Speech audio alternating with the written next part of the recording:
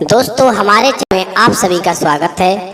मित्रों, एक बार भगवान शिव कैलाश पर्वत पर बैठे थे तो माता पार्वती भगवान शिव से मिलने के लिए जाती हैं और कहने लगती हैं, प्रभु जब मैं आपसे मिलने के लिए आ रही थी तो मेरी नज़र मृत्युलोक पर पड़ी। वहाँ मैंने क्या देखा कि 3 स्त्रियां जो आपस में सहेली थीं, उनमें से 2 स्त्रियां विधवा होकर के दुखी जीवन जी रही थीं, जबकि एक स्त्री सुहागन होकर के अपने पति के साथ सुखी जीवन जी रही थी। प्रभु, ये बात मेरी समझ में नहीं आई, इसलिए मेरे मन में 3 प्रश्न गूंजने लगे। अब मैं आपसे ये चाहती हूँ कि आप मेरे तीनों प्रश्नों के उत्तर देकर के मुझे संतुष्ट करने की कृपा करें। मित्रों, इस प्रकार माता पार्वती की बात को सुनकर के भगवान शिव कहते हैं, पार्वती तुम मुझे अपने तीनों प्रश्न बताओ, मैं तुम्हें तुम्हारे प्रश्नों के उत्तर देकर के पूरी तरह संतुष्ट करने का प्रयास करूंगा। अब माता पार्वती कहती हैं, प्रभु मेरा पहला प्रश्न है, कौन सी स्त्री समय से पहले विधवा हो जाती है? मेरा दूसरा प्रश्न है, कौन सी स्त्री को जीवन में कभी सुख नहीं मिलता?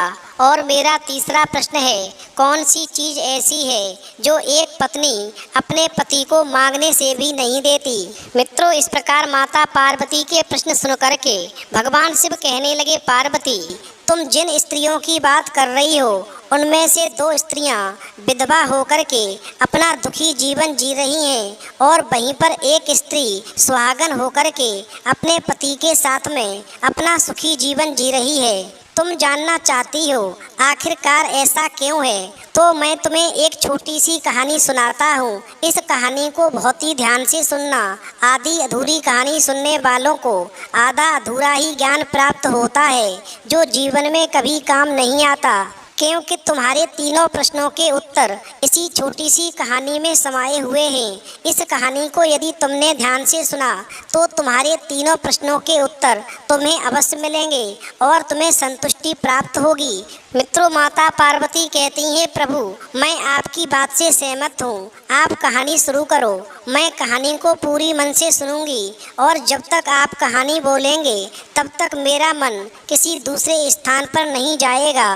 तो मित्रों, कहानी शुरू करने से पहले मेरा आप सभी से अनुरोध है कि आप हमारे चैनल को सब्सक्राइब अवश्य करें और कहानी के अंत तक बने रहें, क्योंकि आज की कहानी आपके लिए बहुत ही महत्वपूर्ण होने वाली है। तो आइए आज कुछ नया सीखते हैं। भगवान शिव कहते हैं, पार्वती सबसे पहले मैं तुम्हें उस स्त्री की कहानी सुनाता हूँ जो सुहागन बनकर के सुखी जीवन जी रही है। देखो, जिस सुहागन स्त्री की तुम बात कर रही हो वो सुहागन स्त्री एक राजा के नौकर की पत्नी है और जिस नौकर की वो पत्नी है उस नौकर को अपनी पत्नी पर पूर्ण विश्वास और भरोसा है कि वो पतिव्रता है, जिसकी महिमा वो अपने साथियों में बार बार करता है। अब देखो, एक दिन की बात है, उस राजा के नौकर ने अपनी पत्नी की प्रशंसा इतनी की कि बात धीरे धीरे फैलते हुए राजा के दरबार तक पहुंच गई। फिर तो राजा ने अपने नौकर को बुलाया और उस नौकर से कहा कि तुम हर किसी से कहते हो कि तुम्हारी पत्नी पतिव्रता है, क्या वास्तव में आपकी पत्नी पतिव्रता है? आपको पूर्ण विश्वास है? भगवान शिव कहते हैं, पार्वती इस प्रकार राजा की बात सुनकर के नौकर कहने लगा, महाराज मुझे पूरा विश्वास है और पूरे से भी आगे विश्वास है कि मेरी पत्नी पूरी तरह पतिव्रता है।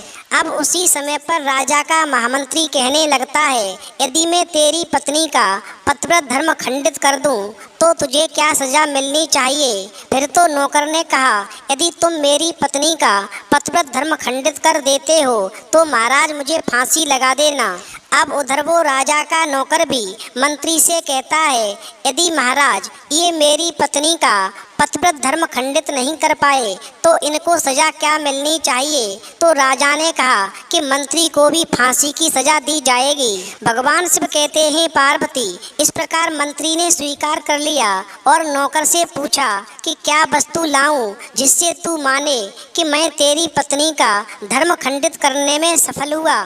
तो नौकर ने कहा, मंत्री यदि तुम मेरे घर से जाकर के मेरे विवाह के समय पर मुझे एक पटका मिला था और एक कटार मिली थी जो दूल्हे को देते हैं, वो मेरी पत्नी ने बहुत ही संभाल कर रखी है, जो सुहाग की निशानी मानी जाती है। यदि तू पटका और कटार लाकर मुझे दिखा दे तो मैं मान जाऊंगा कि मेरी पत्नी का धर्म तूने पूरी तरह नष्ट कर दिया है। अब भगवान शिव कहते हैं पार्वती, शर्त स्वीकार हो जाने के बाद में वो मंत्री शहर में जाता है और एक दूती से जाकर मिलता है। वो दूती हमेशा एक दूसरे से भिड़ाने का काम करती थी और जो काम कोई नहीं करता था वो काम करने में वो सक्षम थी। फिर इस प्रकार उस मंत्री ने उस दूती को अपने स्वार्थ के लिए बुलाया और दूती से कहा कि देखो, इस नाम का एक व्यक्ति है, उससे मेरी शर्त लगी है। और फिर उसने उस शर्त के बारे में उस दूती को सारा कुछ बता दिया। फिर वो उस दूती से कहने लगा कि तू कैसे भी करके उस स्त्री से मेरा संपर्क करवा दे, तुझे जितना धन चाहिए मैं उतना धन दूंगा। भगवान शिव कहते हैं पार्वती, इस प्रकार मंत्री की बात सुनकर के दूती कहने लगी, भाई तू उस औरत के बारे में बात मत कर, वो औरत पूरी तरह से पतिव्रता है, तेरी ओर थूकेगी भी नहीं, तेरी शक्ल भी नहीं देखेगी और उनके परिवार के व्यक्ति भी खूंखार हैं, तेरी खाल उतार लेंगे। तो मंत्री कहने लगा, ठीक है, यदि तू मेरा उससे संपर्क नहीं करवा सकती है तो एक काम कर दे, उसके घर से जाकर के पटका और कटार चुरा कर ला दे और उसकी पत्नी के गुप्तांग के पास में यदि कोई चिन्ह हो तो वो चिन्ह भी मुझे देख कर के बता दे, फिर मैं तुझे मुँह मांगा इनाम दूंगा। भगवान शिव कहते हैं पार्वती, ये बात दूती की समझ में आ गई। उसने कहा, ठीक है, मैं तुम्हारा काम अवश्य करूंगी। नौकर शहर में रहता था। दूती नौकर के घर जाती है, उसकी पत्नी से जाकर बोलती है, बेटी मैं तेरी पति की बुआ हूँ, मैं कई वर्षों के बाद आई हूँ। फिर तो उस स्त्री ने कहा, आओ बुआ जी, मैंने आपको पहले कभी देखा नहीं इसलिए पहचान नहीं पाई। और इस प्रकार उस दूती को उस नौकर की पतिव्रता स्त्री ने बहुत बड़ा सम्मान दिया, मगर उसे क्या मालूम था कि ये उसके साथ में छल करने आई है। अब भगवान शिव कहते हैं पार्वती, इस प्रकार वो दूती उस पतिव्रता स्त्री के साथ में 2 दिन तक रुकी। जिस समय वो स्त्री स्नान करने लगी तो दूती उठ कर के उस पतिव्रता स्त्री की कमर मलने लगी।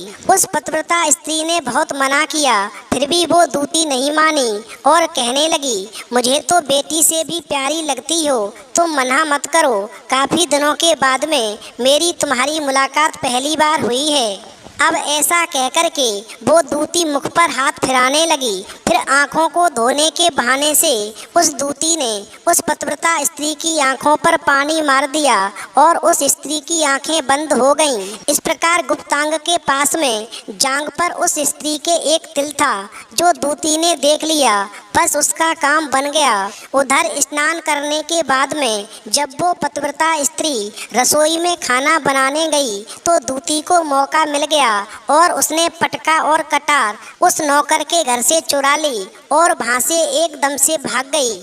और जाकर के दूती ने वो पटका और कटार मंत्री को दे दिए और उस पतिव्रता स्त्री के जांघ पर तिल की निशानी भी बता दी।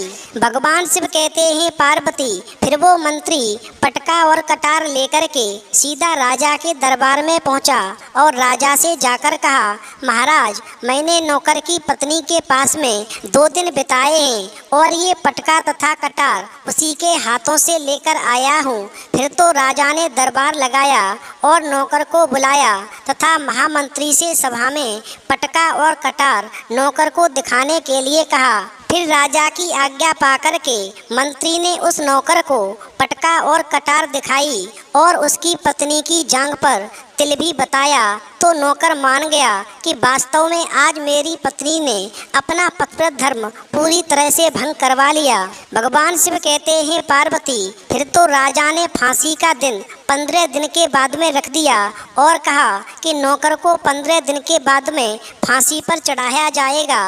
और इस प्रकार से नौकर से उसकी अंतिम इच्छा पूछी तो नौकर ने कहा कि मैं अपनी पत्नी से अंतिम बार मिलना चाहता हूँ। भगवान शिव कहते हैं पार्वती, इस प्रकार राजा ने उस नौकर को आज्ञा दे दी कि ठीक है, तुम अपनी पत्नी से मिल सकते हो।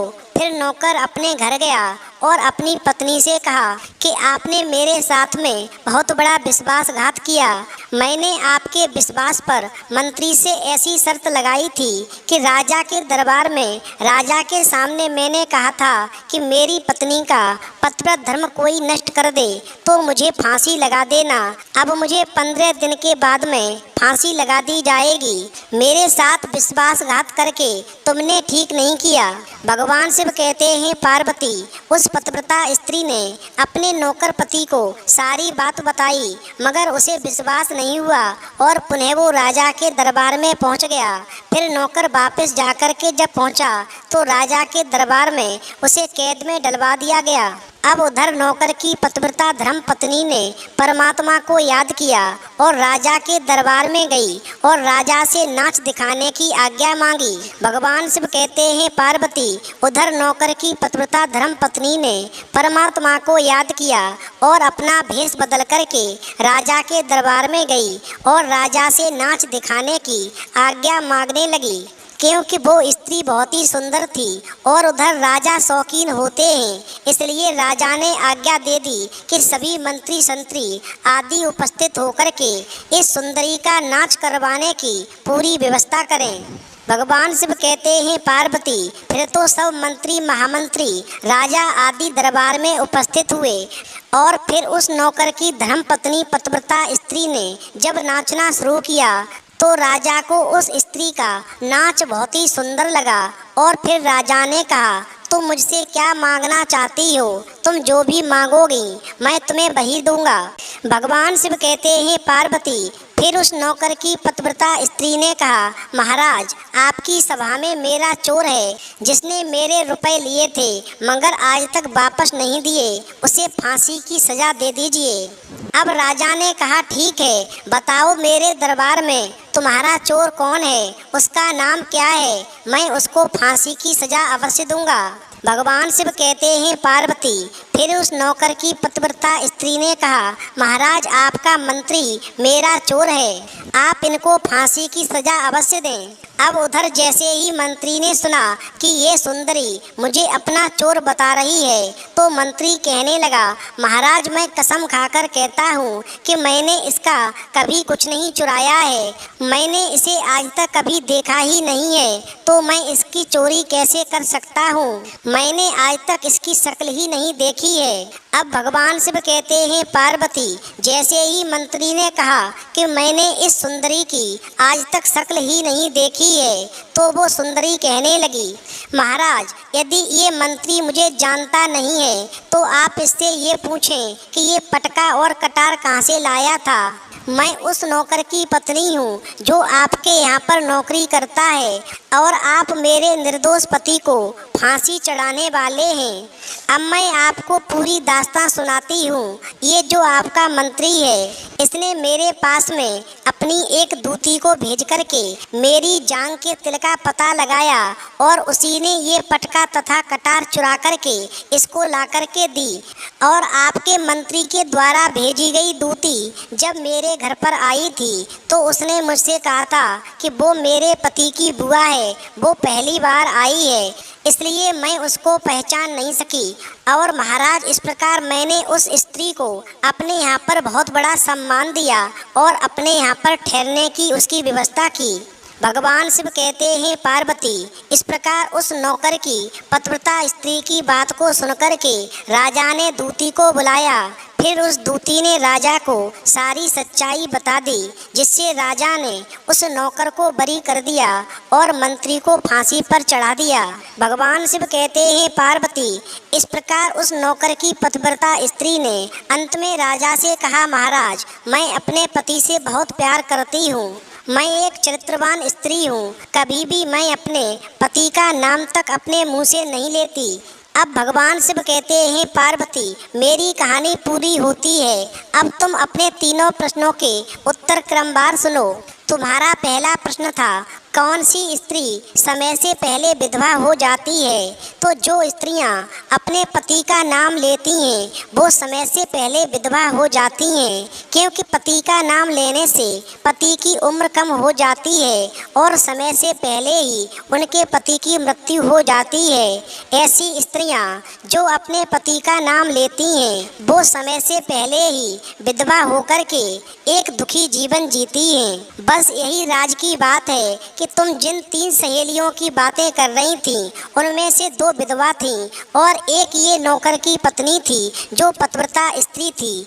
ये पतिव्रता कभी भी अपने पति का नाम मुंह से नहीं लेती थी। उधर वो 2 स्त्रियां जो विधवा होकर के जीवन दुखी जी रही हैं वो हमेशा अपने पति का नाम लेकर ही बुलाती थीं, जिसकी वजह से उनके पति की उम्र कम हुई और फिर वो दोनों स्त्रियां समय से पहले ही विधवा हो गईं और आज वो दुखी जीवन जी रही हैं। इसलिए कभी भी स्त्री को अपने पति का नाम अपने मुंह से नहीं लेना चाहिए। अब तुम्हारा दूसरा प्रश्न था, कौन सी स्त्री को जीवन में कभी सुख नहीं मिलता? तो समझ लो, जो स्त्रियां अपने पति की बिना अनुमति के किसी तीर्थ स्थान या उत्सव में जाती हैं उनके जीवन में कभी सुख नहीं आता। ऐसी स्त्रियां जीवन भर दुखी रहती हैं और उन्हें पति का कभी प्रेम नहीं मिलता।